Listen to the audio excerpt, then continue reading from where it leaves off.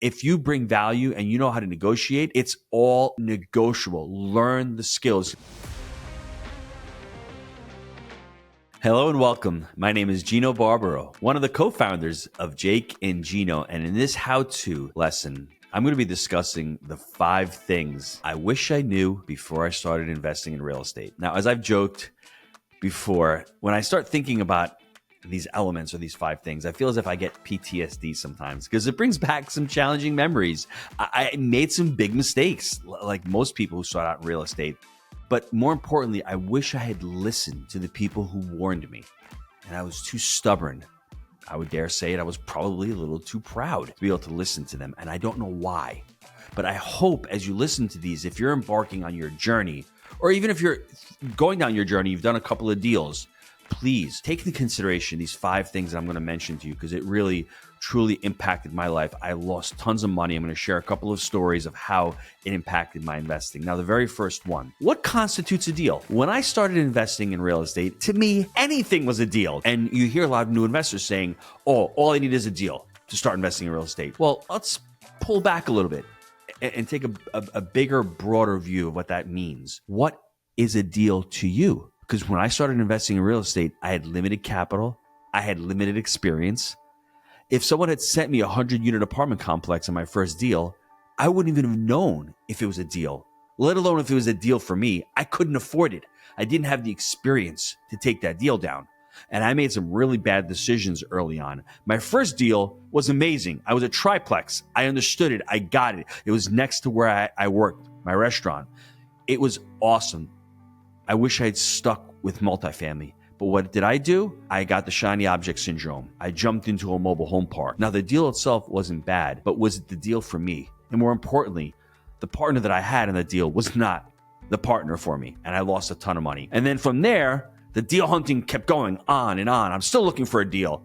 I go into my third deal, which is even worse than the second deal. It was a strip mall, industrial building with office space and retail as well. I had no experience with leases. I had no experience with renters. I had no experience on how to make that property better, how to add value. I thought it was a great deal. What constitutes a deal for me? Now, unfortunately, years later, that became a great deal for somebody because I sold that deal at a big loss. But that's the problem. I didn't understand what constituted a deal. Now, the second one is really important. You hear this word being thrown around, due diligence. Man, every time I've made a mistake on a real estate deal, even recently, if we've made a mistake on deals, it's because of our due diligence. At Jake and Gino, we have a 3-step framework on due diligence. We first work on the financials, then we work on the physical aspects of the building, then the legal. Well, on that strip mall, the financial aspects, those numbers, I didn't know what a cap rate was. I didn't know how to underwrite these deals. So the financials were bad. The physical part was an absolute nightmare. I had a buried oil tank there, which I had to take out. I could remediate it. The septic systems weren't the greatest. I had so many things wrong with that building as far as not having a proper water system, not having a proper fire suppression system. The list goes on and on. I made so many mistakes. Due diligence is crucial. And if you want to learn more about due diligence or more about multifamily in general, just go to jakeandgino.com/webinar. Sign up for our monthly webinars where we go live talking about the buy right, the finance right, and the manage right. It's important that you put all 3 of those together. But the due diligence comes down to the buy right. You're buying this asset. Part of the buy right framework, that back leg of the wheelbarrow, is the due diligence. Understanding and working through that is so important. As Ronald Reagan says, trust, but you need to verify every single aspect. Now, this third one, write this down and make sure you have it everywhere that you can see it. Everything, not only in life, but especially in real estate, is negotiable. I remember on our third deal, it was a $4 million deal. It was huge, life-changing for me. And I remember going to the bank, and we got a loan with the community bank. And the origination fee was 1%. And that was expensive for us. That was a lot of money for us. And I remember Jake saying, hey, I'm going to ask him if he can knock it down to, 0.75. And I remember Jake going to Mike and Mike saying, yeah, well, sure, we could do that. And that was the aha moment for us. Why didn't we ask for half a point? instead of 3/4. Everything is negotiable. When you see a price out there, depending on the market cycle, that's the price they maybe want to get. But if you bring value and you know how to negotiate, it's all negotiable. Learn the skills. And I would tell you, if you want to become a really great negotiator, go to our website, go to jakeandgino.com, go on our podcast, The Jake and Gino Show. We've interviewed Chris Voss 3 times. We've interviewed his son, Brandon. We've also interviewed one of his team members, Derek. Buy the book.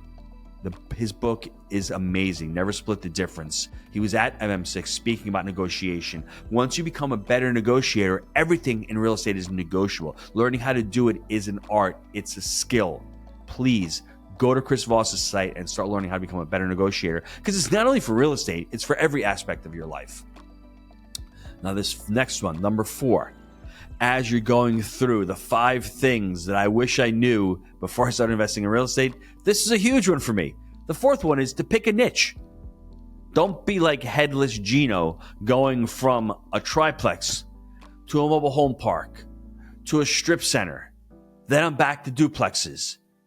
Fortunately for me, I didn't jump into land or I didn't go into retail again, but I was all over the place. In the beginning, just pick a niche.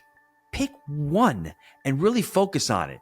Now, I'm here to tell you, multifamily, in my opinion, has been the best vehicle for me.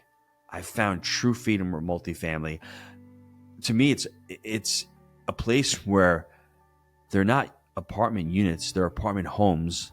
They aren't tenants, they're residents. We're creating memories for people. We're delivering something that's crucial to the economy, and we're making money doing it.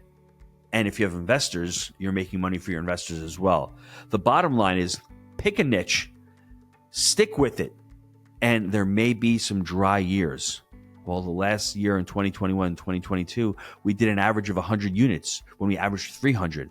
Did Jake and I jump and go to another niche that we weren't really sure of? No, we didn't. We stayed our course. In 2023, we closed on 333 units. When I started out, once again, if I had that diligence and that focus, I wouldn't have got caught up so much in, what constitutes a deal? I would have known what a deal was. I would have known how to buy that deal and how to manage that deal. Instead, every time I went into a different sector, I had to recreate the wheel and learn how to do it in that sector. Pick one and really focus on it. Get educated. Education is crucial. But once you're educated and knowledge is potential power, you need to learn how to implement that knowledge, that power. That's why it's important, in my estimation, to do this number 5, to learn from a pro.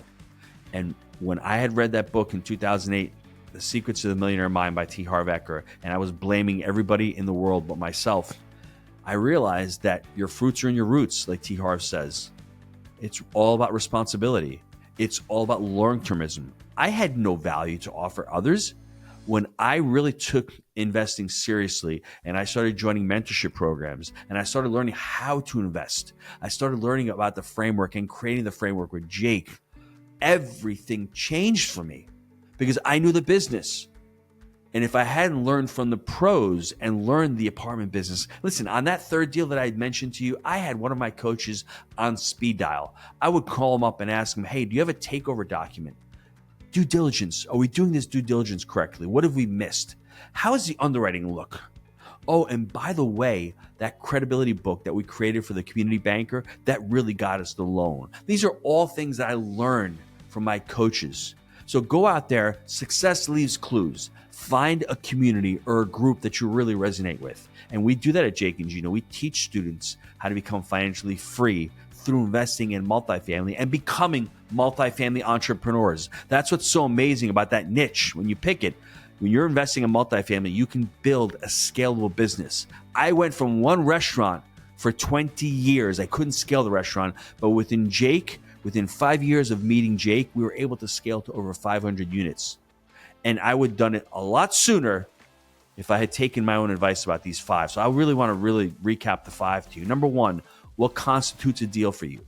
Number 2, do your due diligence. Number 3, everything, everything is negotiable. Number 4, pick a niche. And number 5, don't be afraid to invest in your education and learn from those who who are doing it. Thank you. I want to thank you all for listening to this, spending part of your day becoming better investors, investing in your success, investing in the impact that real estate will allow you to have in your life. And we will see you on the next How To. Thanks for tuning in. If you enjoyed today's video, be sure to like and subscribe so you'll never miss another episode.